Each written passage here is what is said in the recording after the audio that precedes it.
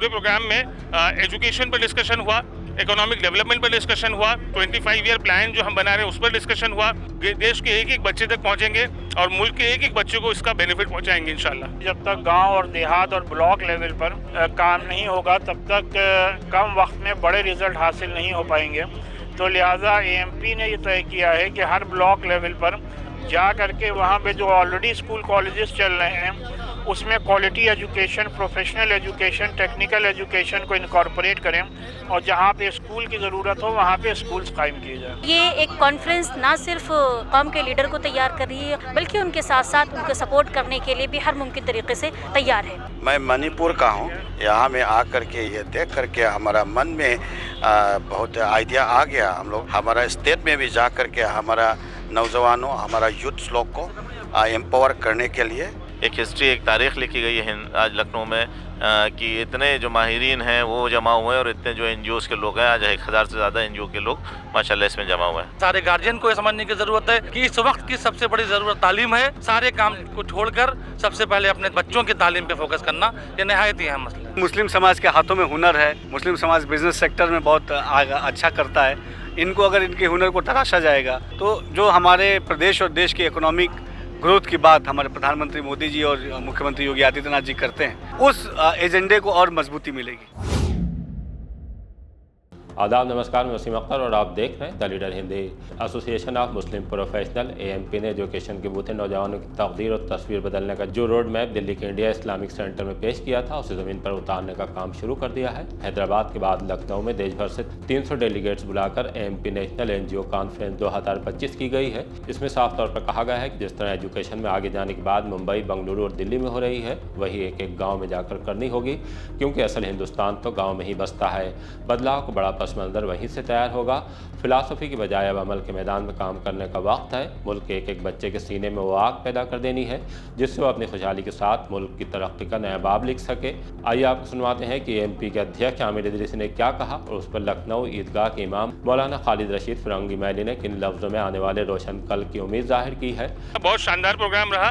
तकरीबन 300 डिस्ट्रिक्ट से ज़्यादा से 1000 से ज़्यादा डेलीगेट्स इस प्रोग्राम में शरीक हुए हैं अल्हम्दुलिल्लाह, और सब बहुत मोटिवेटेड हैं, बहुत चार्ज हैं। सब ने यह अहद किया है कि यहाँ जो कुछ डिस्कशन हुआ है, जो कुछ सीखने का मौका मिला है, उसको जाकर अपने अपने डिस्ट्रिक्ट में, अपने अपने ब्लॉक में और अपने अपने गांव में एग्जीक्यूट करने की कोशिश करेंगे। देखिए, हिंदुस्तान जो है वो गांव में बसता है, शहरों में नहीं। अगर हम तरक्की की बात बॉम्बे, बेंगलोर और दिल्ली और लखनऊ में बैठकर करते हैं तो उतना ही ज़रूरी है कि हम मुर्शिदाबाद में और मालदा में, हम झारखंड के गोड्डा और गिरिडीह में, हम बिहार के किशनगंज और पूर्णिया में और उत्तर प्रदेश के बहराइच और बलरामपुर में भी वही बातें करें और वहाँ पर भी इन्हीं बातों को आगे पहुँचाने की कोशिश करें। वहाँ के गांव-गांव के बच्चे तक करियर गाइडेंस पहुँचना चाहिए, वहाँ टीचर्स ट्रेनिंग होनी चाहिए, वहाँ एजुकेशनल इंस्टीट्यूशंस बनाए जाने चाहिए, वहाँ क्वालिटी एजुकेशन पे काम होना चाहिए, वहाँ के बच्चों को देश के INIs में ले जाना चाहिए। इन्हीं मकासद को हमने 2 दिनों में डिस्कस किया है। मुल्क के एजुकेशनल हालात बदलने के लिए, इकोनॉमिक डेवलपमेंट के लिए, मुसलमानों के लिए 25 साल मंसूबा बनाने के लिए, NGOs को ट्रेन करने के लिए, गाइड करने के लिए, मुसलमानों के जो अपने इंस्टीट्यूशंस हैं, चाहे वो मसाजिद हों, मकातिब हों, मदारिस हों, ज़कात है, औकाफ है, इन सब का बेहतर इस्तेमाल कैसे कर सकते हैं, इन तमाम चीज़ों को मुद्दा बनाकर ये कॉन्फ्रेंस मुनक़िद की गई थी। माशाल्लाह हमारे स्पीकर्स ने ज़बरदस्त बातें की हैं और न सिर्फ बातें की हैं बल्कि एक इम्प्लीमेंटेशन प्लान दिया है। हमने फ़िलासफ़ी और आइडिया पे बात नहीं की है बल्कि हमने एक इम्प्लीमेंटेशन प्लान पेश करने की कोशिश की है कि कैसे हम सब लोग मिलकर देश के एक एक बच्चे तक पहुँचेंगे और मुल्क के एक एक बच्चे को इसका बेनिफिट पहुँचाएंगे इंशाल्लाह। एजुकेशन पर डिस्कशन हुआ, इकोनॉमिक डेवलपमेंट पर डिस्कशन हुआ, उसके बाद जो है 25 ईयर प्लान जो हम बना रहे हैं उस पर डिस्कशन हुआ। NGOs की कैपेसिटी बिल्डिंग के लिए एक सेशन कंडक्ट किया यहाँ पर जिसमें NGOs की कंप्लायंस ट्रेनिंग उस पर बातचीत की गई। और उसके बाद गवर्नमेंट स्कीम के इम्प्लीमेंटेशन पे बहुत ज़बरदस्त इनॉग्रल सेशन जो हमारा था वो गवर्नमेंट स्कीम के इम्प्लीमेंटेशन पर कैसे गवर्नमेंट के साथ जुड़कर काम किया जाए उसको डिस्कस किया। उसके अलावा हम लोगों ने जो है एएमपी के साथ कैसे टाइप करके ये ऑर्गेनाइजेशंस अपने अपने डिस्ट्रिक्ट में काम कर सकती हैं, वो एक बड़ा डिस्कशन रहा है। और आपस में लोगों की नेटवर्किंग, आपस में बेस्ट प्रैक्टिसेस शेयर करने के लिए हम लोगों ने एक प्लेटफॉर्म लोगों को प्रोवाइड किया था और इंशाल्लाह इस प्लेटफॉर्म को इसी तरह साथ रखेंगे और इसी तरह हर दिन काम करेंगे। इवेंट तो आज हुआ है, ये इवेंट ख़त्म नहीं हुआ बल्कि यहाँ से एक सफ़र की शुरुआत हुई है और इंशाल्लाह ये सफ़र हमेशा जारी रहेगा। अल्लाह से दुआ अल्लाह हमको इसमें कामयाब करे और इस सफ़र को ताक़यामत कायम रखे। इसका असली एजेंडा क्या है वो यहाँ के मौलाना फिरंगी साहब उनसे जानते हैं। मौलाना साहब ये बताइए कि इस मीटिंग का एजेंडा क्या है? एमपी के तहत यहाँ लखनऊ में की सरजमीन पर नेशनल एजुकेशन ऑर्गेनाइज की गई है, जिसका कि मुद्दा मुसलमानों में तालीम यानी एजुकेशन, एम्प्लॉयमेंट और एम्पावरमेंट है कि किस तरीके से हम लोग मुसलमानों को तालीम के ज़रिए से रोज़गार से जोड़ सकें और इस मुल्क की तामीर और तरक्की में अपना और बड़े पैमाने पर रोल और किरदार पेश कर सकें। आपने देखा कि कश्मीर से लेकर कन्याकुमारी तक हर स्टेट से बड़े पैमाने पर डेलीगेट्स आए हैं, सब लोग अपनी राय पेश कर रहे हैं और इस 2 दिन की कॉन्फ्रेंस में एक ऐसा रोड मैप बनाया जाएगा जिससे कि हम लोग ग्राउंड लेवल पर और बड़े पैमाने पर काम कर सकें। ये जो रोड मैप की बात कर रहे हैं, कितने सालों में बन जाएगा और किस तरीके का रोड मैप होगा? नहीं, ये रोड मैप का मकसद ये है कि एक ऐसा डॉक्यूमेंट हो जिसको कि जितनी भी NGOs हैं वो अपने सामने रख करके अपने अपने शहरों में, अपने अपने गाँव में मुसलमानों की तामीर और तरक्की के लिए काम कर सकें, जिससे कि एक सिमत में, एक डायरेक्शन में सही काम हो। काम बहुत लोग कर रहे हैं, लेकिन सब लोग जो कि बिखरे हुए हैं, अलग अलग काम कर रहे हैं, तो उसका उतने बड़े पैमाने पर रिजल्ट नहीं मिल रहा है।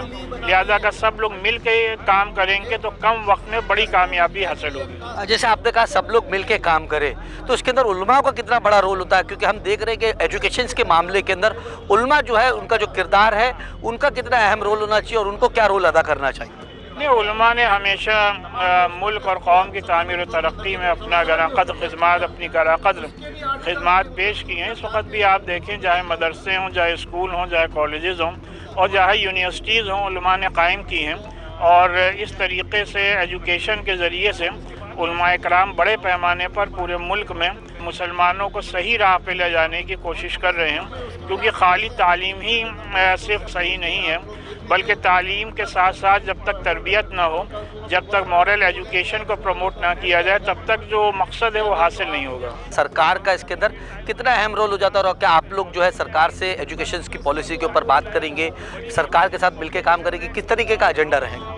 नहीं, यकीनी तौर पे जो एजुकेशन पॉलिसी होती है वो हुकूमत ही बनाती है, तो हम लोगों की हमेशा से कोशिश यही है कि हम लोग अपनी राय भी हुकूमत को दें और उनको इनकॉर्पोरेट हुकूमत अपनी पॉलिसीज़ में करें। और आपने देखा यहाँ पे जो मिनिस्टर दानिश आज़ाद साहब आए, उन्होंने भी इस बात की यकीनी दहानी कराई कि आप लोगों की जो भी राय होगी उसको भी हम लोग कंसिडर करेंगे। शहरों में एजुकेशन खास तौर पे देखा जाता है, लेकिन जो गांव देहात होते हैं, जो पिछड़ा इलाका है, वहाँ पर क्या एमपी का रोड मैप होगा और उन्ना इकराम का रोड मैप? अरे देखिए, ये बहुत अहम सवाल है, क्योंकि जब तक गांव और देहात और ब्लॉक लेवल पर काम नहीं होगा, तब तक कम वक्त में बड़े रिज़ल्ट हासिल नहीं हो पाएंगे।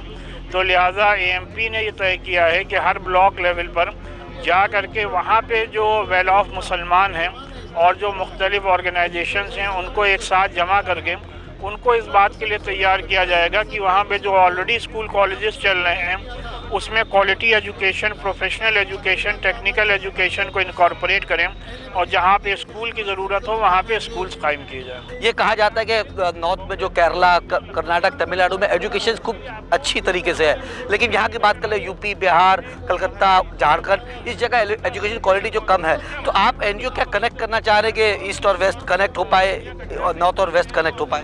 यानी देखिए, पहले से साउथ में मुसलमानों के काफ़ी बड़े इदारे हैं जहाँ पे बहुत अच्छी टेक्निकल और प्रोफेशनल एजुकेशन दी जा रही है, लेकिन बड़ी आबादी मुसलमानों की नॉर्थ इंडिया में है जहाँ पर कि इस बात की कमी है।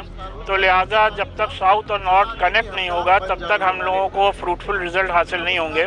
तो आपने आज इस कॉन्फ्रेंस में देखा कि साउथ इंडिया से बड़े पैमाने पर मुख्तलिफ ऑर्गेनाइजेशंस और यूनिवर्सिटीज़ और कॉलेजेस के ज़िम्मेदार आए हैं। कॉन्फ्रेंस में हिस्सा लेने पहुंचे डेलीगेट से भी हमने बात की तो बेहद उत्साहित दिखे। मैं मरियम अब्दुलसलाम, शाहीन की फॉर्मर HOD और उसी के साथ साथ AMP IZC जो indiasakat.com चलता है उसकी कॉज मैनेजर एंड AMP के लखनऊ के एग्जीक्यूटिव मेंबर। अल्हम्दुलिल्लाह जो आज कॉन्फ्रेंस हुई बहुत अच्छी हुई और ये एक कॉन्फ्रेंस ना सिर्फ कौम के लीडर को तैयार कर रही है, कौम के रहनुमा जो आगे बढ़ रहे विजनरीज़ हैं उन्हें आगे ले जाने का मौका दे रही, बल्कि उनके साथ साथ उनको सपोर्ट करने के लिए भी हर मुमकिन तरीके से तैयार है। और इसके लिए मैं MP को बहुत ही ज़्यादा इनकरेज करूँगी कि और आगे बढ़ें, खूब इस तरीके से लोगों को भी जोड़ने की कोशिश करें और कौम को आगे ले जाने की कोशिश करें, जो अल्हम्दुलिल्लाह कर रहा है और मज़ीद इसमें तरक्की करें।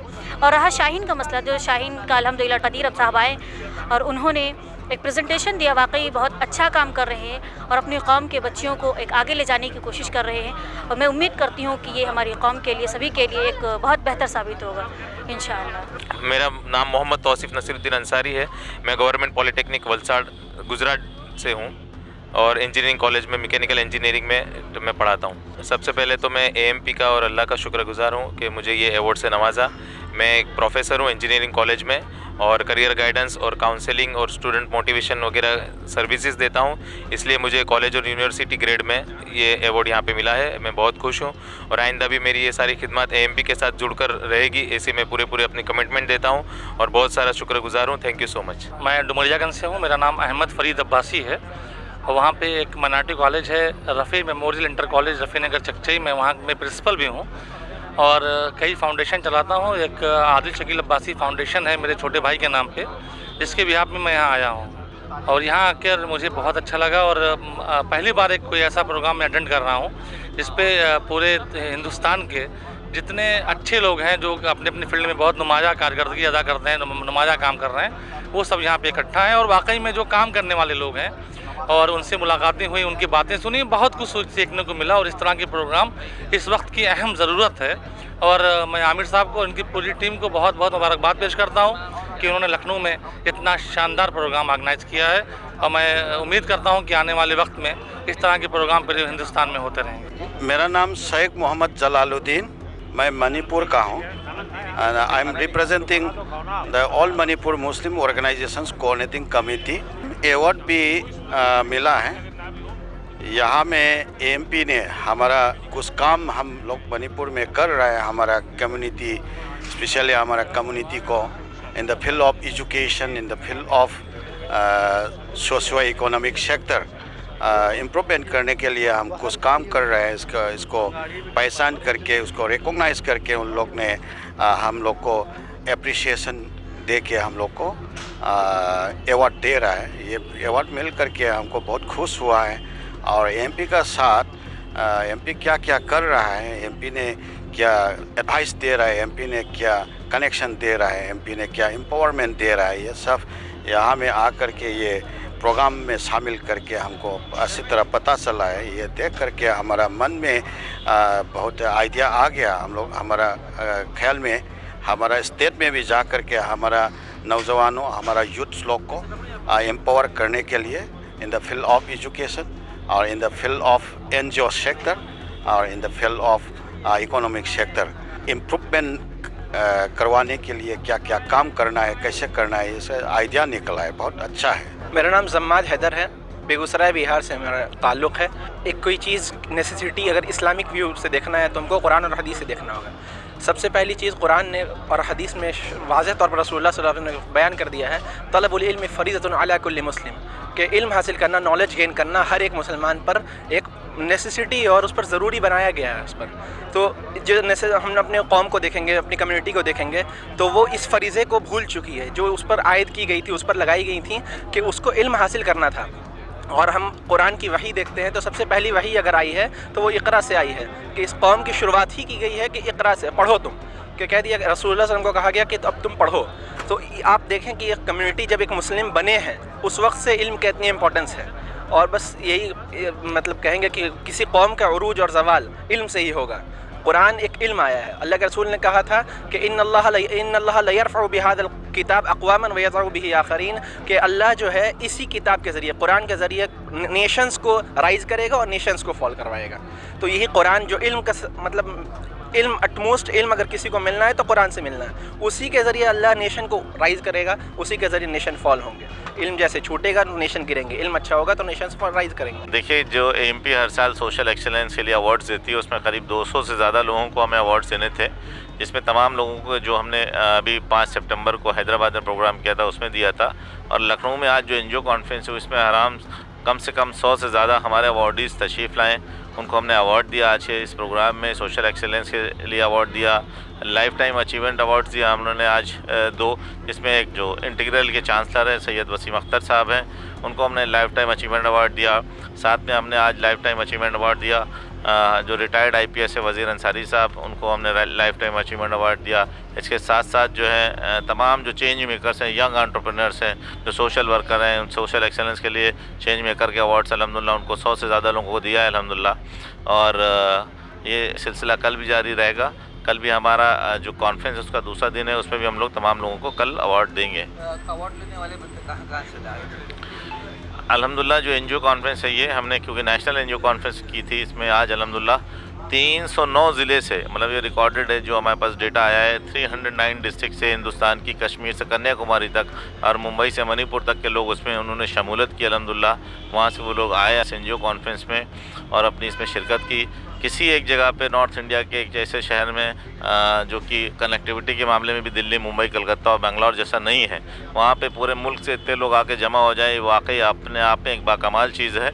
एक हिस्ट्री, एक तारीख़ लिखी गई है आज लखनऊ में कि इतने जो माहिरीन हैं वो जमा हुए हैं और इतने जो NGOs के लोग हैं, आज 1000 से ज़्यादा NGO के लोग माशाल्लाह इसमें जमा हुए हैं। मेरा नाम इज़हार खान है और मैं डिस्ट्रिक्ट बागपत से आया हूँ, MP का चैप्टर हेड हूँ। और ये नेशनल NGO कॉन्फ्रेंस है जो MP ने हेल्ड की है यहाँ नेशनल लेवल पे, और सारे मुल्क से अलग अलग जो NGO जो वर्क कर रही हैं वो यहाँ पर इकट्ठी हुई हैं। और ये 2 दिन का प्रोग्राम था, काफ़ी कुछ सभी को सीखने को मिला है, जो अपने अपने एक्सपीरियंस थे वो सबने अपने बताए हैं और बहुत अच्छा इंटरेक्शन हो रहा है और काफ़ी नॉलेज लेकर यहाँ से लोग जाएंगे। देखिए, जहाँ तक मैं देख रहा हूँ, मैं पिछले तकरीबन 15-16 सालों से एजुकेशन फील्ड में हूँ और जहाँ तक एजुकेशन का ग्राफ है वो दिन ब दिन कम होता जा रहा है। हम लोग देखते हैं, मुआवजा करते हैं और लोगों से मुलाकातें भी होती हैं, क्योंकि हम एक इंस्टीट्यूशन से जुड़े हुए हैं। तो लेकिन सबसे बड़ा जो रोल मुझे लगता है गार्जियंस का है, और जो गार्जियंस हैं वो बहुत ज़्यादा लापरवाह होते जा रहे हैं। शहरों की बात नहीं कर रहा हूँ, लेकिन जो गांव के क्षेत्र हैं, जो ग्रामीण क्षेत्र है, उसमें गार्जियन एजुकेशन के लिए बहुत ज़्यादा अवेयर नहीं है और बहुत ज़्यादा फोकस करना भी नहीं चाहते हैं अपने बच्चों पे। तो इसलिए सबसे पहली ज़रूरत है कि गार्जियन को ये समझना चाहिए कि जो आज जो एजुकेशन है, जो तालीम है, वो ये वक्त की बहुत ही अहम ज़रूरत है। इस पर सबसे ज़्यादा फोकस करने की ज़रूरत है, सबसे ज़्यादा पैसा खर्च करने की ज़रूरत है। इंफ्रास्ट्रक्चर कोई मसला नहीं है, अगर आप पढ़ना चाहेंगे तो बहुत से हमारे ऑर्गेनाइजेशंस हैं जो तालीम के मैदान में आपको आगे ले जाने के लिए हमेशा खड़े रहेंगे। हमारा जो MP है यही टैलेंट हट का प्रोग्राम करता है पूरे हिंदुस्तान में। जो अच्छे बच्चे हैं यानी उनको खोज कर और हर तरह से तालीमी मैदान में उनका सपोर्ट करता है। ये भी एक बहुत बड़ा काम MP का है। तो सबसे पहले लोगों को जागरूक होने की ज़रूरत है, सारे गार्जियन को ये समझने की ज़रूरत है कि इस वक्त की सबसे बड़ी ज़रूरत तालीम है। सारे काम को छोड़कर सबसे पहले अपने बच्चों की तालीम पे फोकस करना ये नहायत ही अहम मसला है। सबसे पहले ये डिवीज़न कर दिया है हम लोगों ने कि दीनी तालीम अलग है, दुनियावी तालीम अलग है। इस्लाम कहता है इल्म नाफ़े, इल्म गैर नाफ़े, यानी जो बेनिफिशियल नॉलेज और नॉन बेनिफिशियल नॉलेज, इसी में दीनी तालीम, दुनियावी तालीम कुछ नहीं है। हाँ, कुछ लोग, कुरान भी कहता है, कुछ लोग अपने आप को सेपरेट करेंगे ताकि रिलीजियस नॉलेज जो इतनी डीप है वो हासिल करेंगे। लेकिन वही साथ में एक, जब फ्रैटर्निटी बननी है हमको, एक नेशन वाइज फ्रैटर्निटी अगर हमको बननी है तो हमको सबको साथ लेकर चलना होगा। कुछ साइंटिस्ट बनेंगे हम, जैसे अपने इस्लामिक गोल्डन एज को देखते हैं तो उस वक्त भी हमारे सबसे जो उलमा होते थे वही लीडर्स होते थे, वही जजेस होते थे, और उसी साथ साथ साइंटिफिक रिसर्च भी हमारा बहुत बुलंद होता था। दारुल हिकमा आप देख सकते हैं बगदाद में कहाँ तक था। तो जिस वक्त लोगों ने दीन थामे हुए थे, जिस वक्त लोग दीन थामे हुए थे, तो उस वक्त नेशंस भी अपने ऊपर में थे, अपने कम्युनिटी राइज कर रही थी, और हम लोग गोल्डन एक टॉमस्टोन सेट किए हुए थे हम लोगों ने कि एक ये नेशन ऐसा होना चाहिए। दूसरी कौम हम लोगों से आके सीखती थी। निज़ामिया बगदाद मदरसे में आप देखेंगे तो वो सबसे पहला मदरसा बनाया गया था, यूनिवर्सिटी बनाई गई थी, उसमें लोग जो है आके इल्म सीखते थे। और अब हम जब कुरान छूट चुका, सब कुछ छूट चुका, पीछे जा चुके हैं हम लोग, तो हम लोग ये नहीं कह सकते कि हम लोग दीन भी सीख रहे हैं। दीन भी सही दीन नहीं हम लोग सीख पा रहे हैं और सही दुनिया भी नहीं सीख पा रहे हैं। इसके लिए ज़रूरी कदम क्या हो? ज़रूरी क्या है? कदम यही हो सकता है कि दोनों फ्रैटर्निटी को मर्ज करें, यानी इस्लामिक एजुकेशन को और मतलब जो असरी तालीम है उसको ये मर्ज किया जाए, ताकि एक अच्छा इम्तिजाज पैदा हो, एक अच्छा मिक्सअप पैदा हो। दोनों को अलग साइड करेंगे कि ये भी अलग चलेगा, ये अलग चलेगा, कॉम्पिटिटर देखेंगे तो कभी नहीं हो सकता। दोनों को मर्ज करना होगा हमको, और साथ में अपने बेस्ट माइंड्स को, जो थिंक टैंक्स हैं, हमें दोनों फील्ड में देने होंगे। इस फील्ड में अगर साइंटिस्ट अच्छे जा रहे हैं तो अपने बेस्ट बच्चों को आप मदरसों के लाइन में भी भेजना होगा आपको, ताकि वो दोनों मिक्सअप है, एक अच्छा फ्रेगनेंस पैदा हो सके। सूबे के अल्पसंख्यक कल्याण मुस्लिम वक्फ में हज राज्य मंत्री दानिश हदाद अंसारी भी आए थे। उन्होंने कार्यक्रम की तारीफ करते हुए मुफीद मशवरों से नवाजा। मुस्लिम प्रोफेशनल्स का एक जो सेमिनार यहाँ हो रहा है, जहाँ पूरे देश भर से मुस्लिम समाज के प्रोफेशनल्स यहाँ इकट्ठा हुए हैं, एक बहुत अच्छा इनिशिएटिव है, क्योंकि मुस्लिम समाज के हाथों में हुनर है। मुस्लिम समाज बिज़नेस सेक्टर में बहुत अच्छा करता है। इनको अगर इनके हुनर को तराशा जाएगा, इनको अच्छे हुनर को तलाशा जाएगा और उनको बेहतर रास्ते पे आगे बढ़ाया जाएगा, तो जो हमारे प्रदेश और देश की इकोनॉमिक ग्रोथ की बात हमारे प्रधानमंत्री मोदी जी और मुख्यमंत्री योगी आदित्यनाथ जी करते हैं, आर्थिक सशक्तिकरण की बात करते हैं, उस एजेंडे को और मजबूती मिलेगी। एजुकेशन के ऊपर क्या कहेंगे? देखिए, एजुकेशन बहुत ज़रूरी है और निश्चित तौर पे एजुकेशन हमारे कौम तक पहुँचे, इसके लिए बड़ी संजीदगी से हमारी सरकार भी काम कर रही है और तमाम ऐसी हमारी संस्थाएं भी काम कर रही हैं। बहरहाल मुस्लिम एजुकेशन पर बातें बहुत होने के बाद अब बुनियादी तौर पर काम शुरू किए जा चुके हैं, जिनकी फिलवक्त ज़रूरत थी। अब बस परवरदिगार से यही दुआ कीजिए कि बदहाली का रोना छोड़कर खुशहाली के रोड मैप पर काम करने वालों का ये ख्वाब तय मुद्दत से पहले शर्मिंदा ताबीर हो जाए।